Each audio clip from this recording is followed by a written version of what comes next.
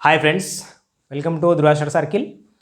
మనం గ్రూప్ 2 ఎకనామీలో భాగంగా ఇండియన్ ఎకనామీలో మనం ఈ క్లాస్లో వచ్చేసి ప్రణాళికలు అనే టాపిక్ చూస్తున్నాం. మనకు బిఫోర్ క్లాసెస్ వచ్చేసి టాపిక్స్ మనకి national income and public finance, అదేవిధంగా ఫారెన్ ట్రేడ్, ఈ 3 కంప్లీట్ చేసుకోవడం జరిగింది. మనం ఇప్పుడు 4th చాప్టర్ వచ్చేసి మనకి ప్రణాళికల్లో ఉన్నాం, 4వది అయితే. ఈ ప్రణాళికల్లో భాగంగా మనము పంచవర్ష ప్రణాళికల్లో మొదటి పంచవర్ష ప్రణాళిక కూడా లాస్ట్ క్లాస్లో కంప్లీట్ చేసుకోవడం జరిగింది.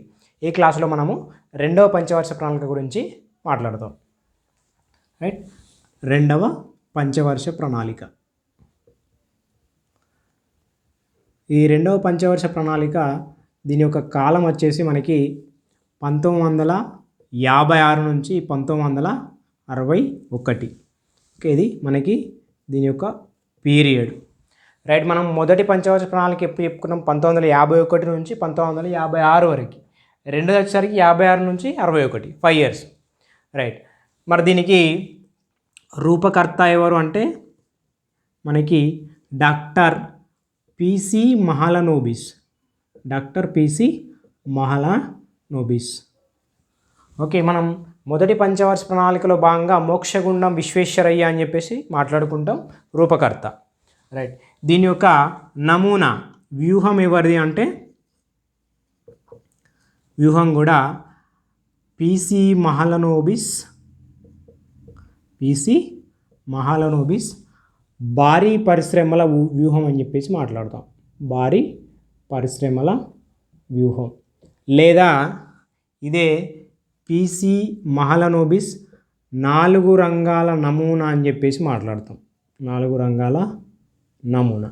ఓకే, అక్కడ మనకు ఫస్ట్ మొదటి పంచవర్ష ప్రణాళికలో భాగంగా మనకి హారడ్ డోమర్ నమూనా వస్తుంది. సెకండ్ దాంట్లో మొత్తం మనకి రూపకర్త మహలనోబిసే, ఈయన వ్యూహం కూడా దీంట్లో మనకి భారీ పరిశ్రమల వ్యూహం అని చెప్పేసి ఉంటుంది. ఆ 2వ పంచవర్ష ప్రణాళికలో భాగంగా భారీ పరిశ్రమల వ్యూహాన్ని అమలు చేస్తారు. రైట్, మరి దీని ప్రాధాన్యత అంశం ఏది? ప్రాధాన్యత అంశం వచ్చేసరికి మనకి పారిశ్రామిక రంగం లేదా పరిశ్రమలు. ఓకే, పారిశ్రామిక రంగానికి దీనికి మనం ప్రాధాన్యత ఇవ్వడం జరిగింది. మొదటి ప్రణాళిక అయితే మనకు వ్యవసాయం, అది గుర్తుపెట్టుకోవాలి. రైట్, దీనికి మరి అంచనా వ్యయం వచ్చేసి 4800 కోట్లు అని చెప్పేసి గుర్తుపెట్టుకోవాలి. 4800 కోట్లు. వాస్తవ వ్యయం వచ్చేసరికి 4672 కోట్లు. మనకి మొదటి ప్రణాళికలో భాగంగా మనకి వాస్తవం వచ్చేసి 1960 కోట్లు ఉంటుంది. ఓకే, ఈ మనకి అంచనా వ్యయం వచ్చేసి 2376 కోట్లు అని చెప్పేసి మనకు ఉంటుంది. ఓకే, మన ఈ 2వ పంచవర్ష ప్రణాళికలో భాగంగా మనకి అభివృద్ధి లక్ష్యం, వృద్ధి రేటు లక్ష్యం ఎంత పెట్టుకున్నామంటే మనము వృద్ధి రేటు లక్ష్యం, ఈ వృద్ధి రేటు లక్ష్యం వచ్చేసి 4.5% పెట్టుకుంటాం. రైట్, 4.5%. మొదటి పంచవర్ష ప్రణాళిక అయితే మనకి 2.1%. ఓకే, ఇది మనకి 4.5%. ఓకే, మనం ఫలితం కూడా ఇక్కడే రాసుకుంటే మనకి ఇది యాక్చువల్గా సరే, మనం పెట్టుబడి అంచనా వ్యయం ఉన్నది కదా, అధిక వ్యయం దేనికి చేసిన మాట్లాడిన తర్వాత మనం ఫలితం గురించి మాట్లాడదాం. రైట్, ఇది వృద్ధి రేటు సంబంధించి. ఓకే, ఇప్పుడు మనము దీంట్లో భాగంగా మరి ఎలాంటి రంగాల మీద అధికంగా వ్యయం చేయడం జరిగింది, రైట్, అది మాట్లాడితే మనకు ఫస్ట్ అధిక వ్యయం. ఓకే, అధిక వ్యయం వచ్చేసి మనకి సమాచారం అండ్ పరిశ్రమలు. సమాచారం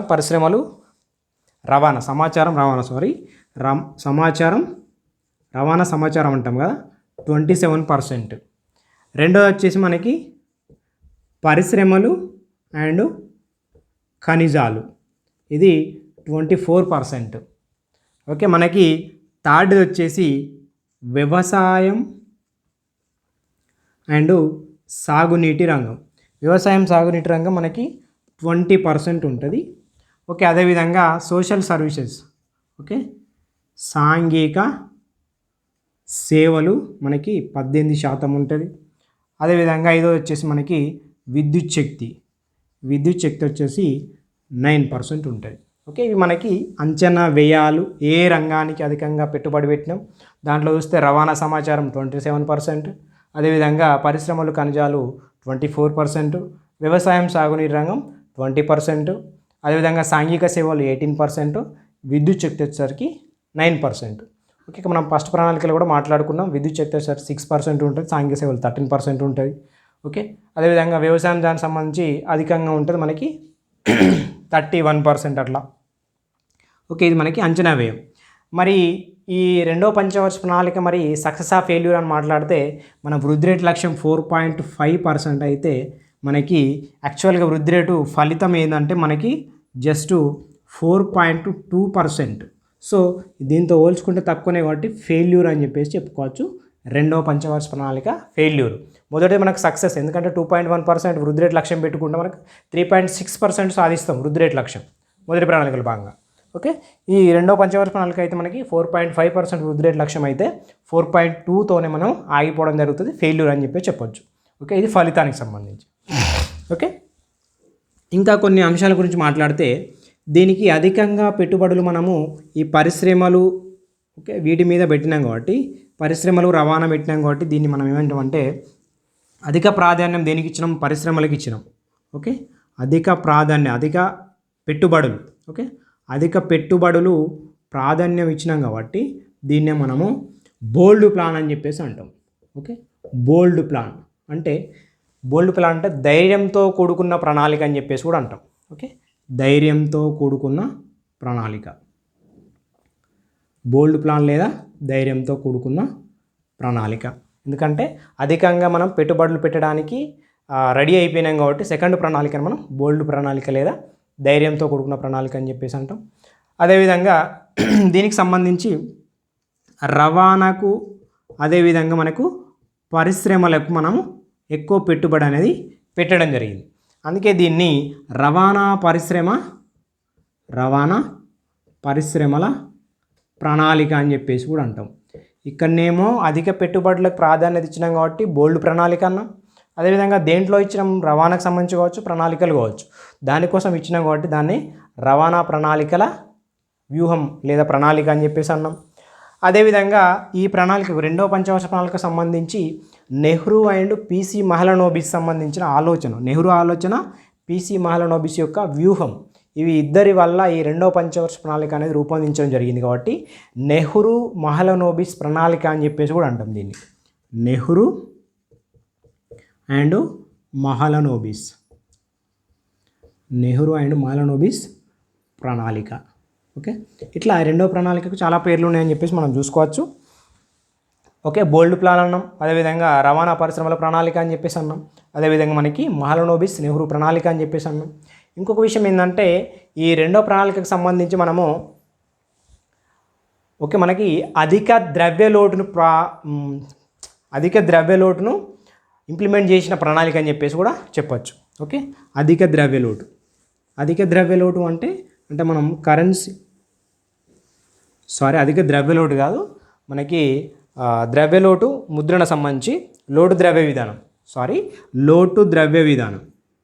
ఓకే, ఈ లోటు ద్రవ్య విధానం అనేది అధికంగా వినియోగించిన ప్రణాళిక ఏదంటే రెండో ప్రణాళిక. ఈ లోటు ద్రవ్య విధానం అంటే మనకి ఏదైతే కొత్త కరెన్సీని మనం ముద్రించి వాడుకునేది మనకి లోటు ద్రవ్య విధానం అని చెప్పేసి అంటాం.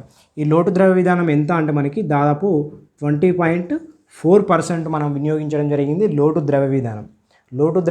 అధికంగా వినియోగించిన ప్రణాళిక ఏదంటే రెండవ పంచవర్ష ప్రణాళిక.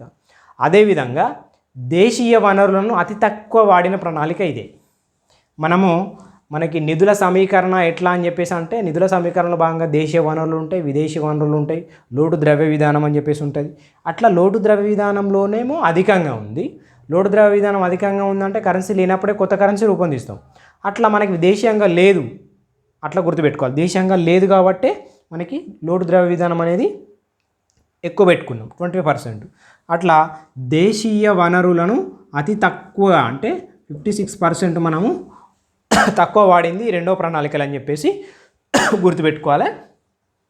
పంచవర్ష ప్రణాళికకు సంబంధించి అది లోటు ద్రవ్య విధానం ఏమో అధికంగా, దేశీయ వనరులేమో తక్కువ అని చెప్పేసి గుర్తుపెట్టుకోవాలి రెండవ పంచవర్ష ప్రణాళికకు సంబంధించి. ఇక్కడ మాట్లాడుకున్న అంశాలు ఏంటంటే మనము నెహ్రూ మహలనోబిస్ ప్రణాళిక అన్నాం, అదేవిధంగా బోల్డ్ ప్లాన్ అని చెప్పేసి అన్నాం, అదేవిధంగా రవాణా సమాచారం రవాణా పరిశ్రమల ప్రణాళిక అని చెప్పేసి అన్నాం. ఓకే, ఈ విధమైన చాలా రకాల పేర్లు అనేది మనకి ఇక్కడ రెండో ప్రణాళికకు ఉండడం జరిగింది. ఓకే, అదేవిధంగా మనకు తలసరి ఆదాయ వృద్ధి రేట్ వచ్చేసి మనకి 1.9% ఉంటుంది. మనకి మొదటి పంచవర్ష ప్రణాళికలో భాగంగా అయితే 1.8% ఉంటుంది. ఇక్కడ తలసరి ఆదాయ వృద్ధి రేట్ వచ్చేసి 1.9% అని చెప్పేసి గుర్తుపెట్టుకోవాలి. ఇంకొక విషయం ఏంటంటే మనకి ఈ 56 నుంచి 1961 వరకు కదా, అందులో భాగంగా మనకి 1957 నుంచి 58, అదేవిధంగా 59 నుంచి 60 ఈ మధ్యకాలంలో మనకి ఆర్థిక పరిస్థితులు అనేటివి దిగజారిపోతాయి. ఈ ఆర్థిక పరిస్థితుల వల్ల మనకి అనావృష్టి రావడం వల్ల మనకి కరువు అనేది ఏర్పడుతుంది. కాబట్టి అందులో భాగంగానే మనకి ఈ వస్తువుల యొక్క ధరలు అనేవి పెరిగినాయి. ఎంత శాతం అంటే 30% ధరలు అనేటివి పెరిగినాయి, అది గుర్తుపెట్టుకోవాలి. ధరలు తగ్గిన ఏకైక ప్రణాళిక అంటే ఫస్ట్ ప్రణాళిక, మొదటి ప్రణాళిక. ఓకే, మనకి 57, 58, 59, 60 ఈ కాలంలో మనకు అనావృష్టి కారణంగా వస్తువుల యొక్క ధరలు, వస్తు ఉత్పత్తి సంబంధించిన ధరలు అనేవి 30% మనకి పెరగడం జరిగింది. ఓకే, ఇది ఒకటి గుర్తుపెట్టుకోవాలి ఈ ప్రణాళికకు సంబంధించి. అదేవిధంగా మనకి ఇంకొక అంశం ఏంటంటే ఈ రెండో ప్రణాళికకు సంబంధించి 1956లో మనకి సూయజ్ కాల్వ ఆ 1956లో మనకి క్లోజ్ అవుతుంది. మూసివేయడం వల్ల మనకి ఈ వ్యాపారం, అంతర్జాతీయ వ్యాపారం అనేది మనకి దెబ్బతిని మనం లాస్లోకి వస్తాం.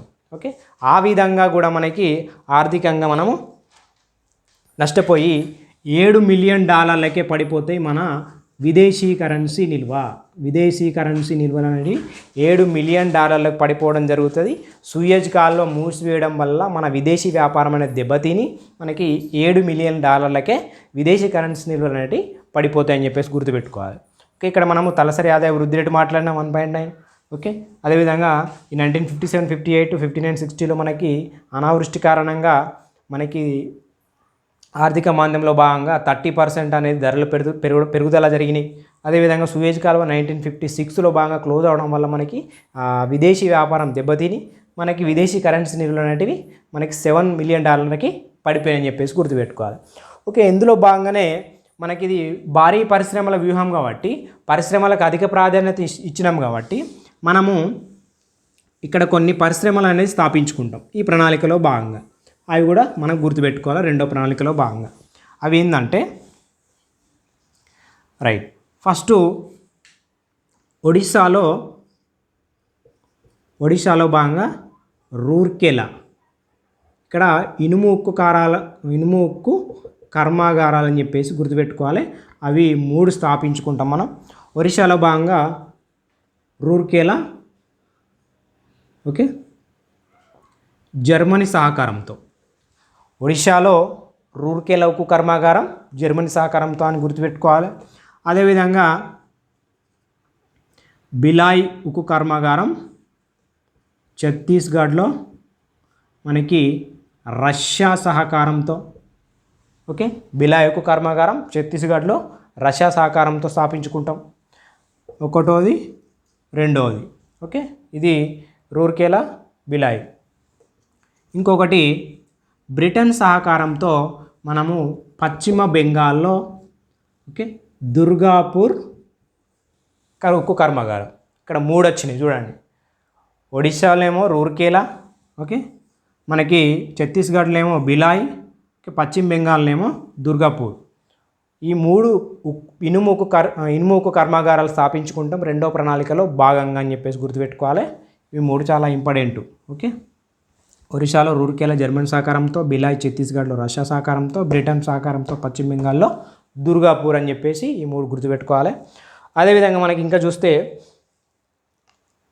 పెరంబూర్లో ఈ రైల్వే ఇంజన్లు. ఓకే, పెరంబూర్లో రైల్వే ఇంజన్లకు సంబంధించిన సంస్థ. అదేవిధంగా ఇంకా చూస్తే మనము నైవేలిలో లిగ్నైట్ సంస్థ. ఓకే, ఈ విధంగా మనము పరిశ్రమలు అనేది స్థాపించుకోవడం జరుగుతుంది రెండో ప్రణాళికలో భాగంగా. ఓకే, మనం రెండో ప్రణాళిక గురించి చూస్తే మనము 1956 నుంచి 61 వ్యూహకర్త ఎవరంట పీసీ మహలనోబిస్, నమూనా కూడా పీసీ మహలనోబిసే. అదేవిధంగా దీన్నే మనము భారీ పరిశ్రమ వ్యూహం అని చెప్పేసి అంటాం. ప్రాధాన్యత అంశం పరిశ్రమలు. ఓకే, పరిశ్రమలో భాగంగా మనం ఇక్కడ 3 గుర్తుపెట్టుకోవాలి. ఒరిస్సాలో రూర్కేలా, ఓకే, మనకి బిలాయి ఛత్తీస్గఢ్, అదేవిధంగా మనకి పశ్చిమ బెంగాల్లో దుర్గాపూర్. ఇవి అదేవిధంగా దీని యొక్క మనకి పరిశ్రమలో భాగంగా ఇవి అయితే మనము టార్గెట్ పెట్టుకునేది 4.5% వృద్ధి రేట్ అయితే 4.2% సాధిస్తాం మనం. ఫెయిల్యూర్ అని చెప్పి చెప్పుకోవచ్చు. అదేవిధంగా మనకి సూయేజ్ కాలువ వల్ల, అదేవిధంగా 1957, 58, 59, 60లో మనకి అనావృష్టి కారణంగా కూడా వస్తు ధరలు తగ్గినాయి. సూయేజ్ కాలువ వల్ల $7 మిలియన్ పడిపోయింది మన విదేశీ కరెన్సీ నిల్వలు.